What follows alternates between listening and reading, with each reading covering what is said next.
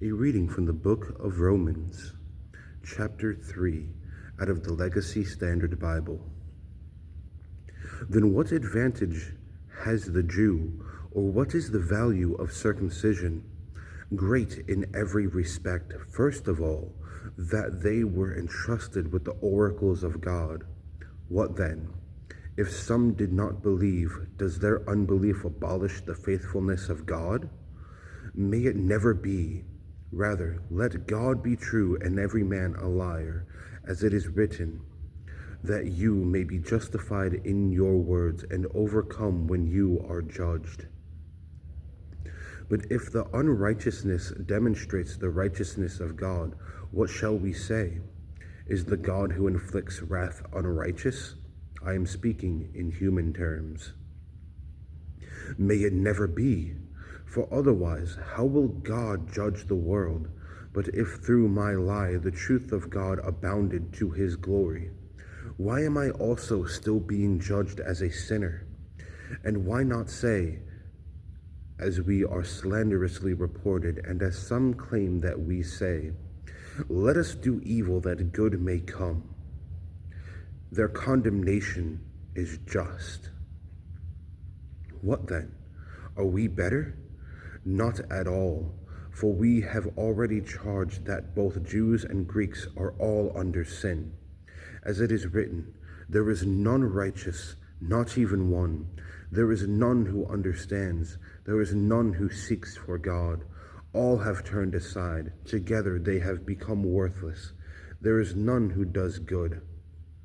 There is not even one. Their throat is an open tomb. With their tongues they keep deceiving. The poison of asps is under their lips, whose mouth is full of cursing and bitterness.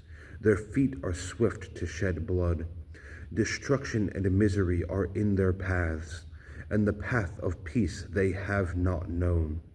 There is no fear of God before their eyes.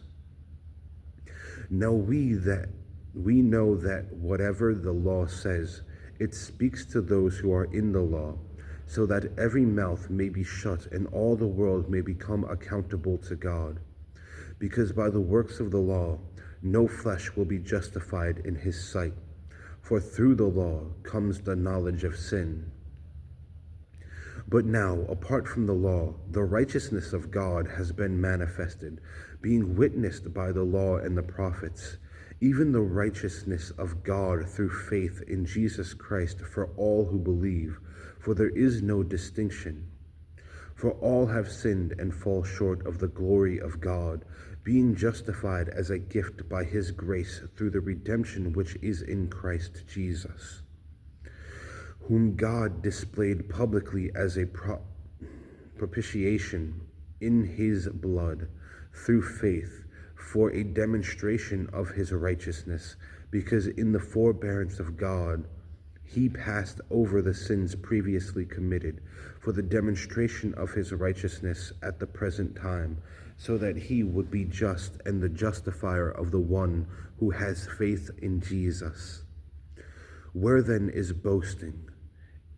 It is excluded. By what kind of law? Of works? No, but by a law of faith. For we maintain that a man is justified by faith apart from works of the law. Or is God the God of Jews only? Is he not the God of Gentiles also? Yes, of Gentiles also, since indeed God, who will justify the circumcised by faith and the uncircumcised through that faith, is one. Do we then abolish the law through faith? May it never be. On the contrary, we establish the law. A reading of Romans chapter 3 out of the Legacy Standard Bible.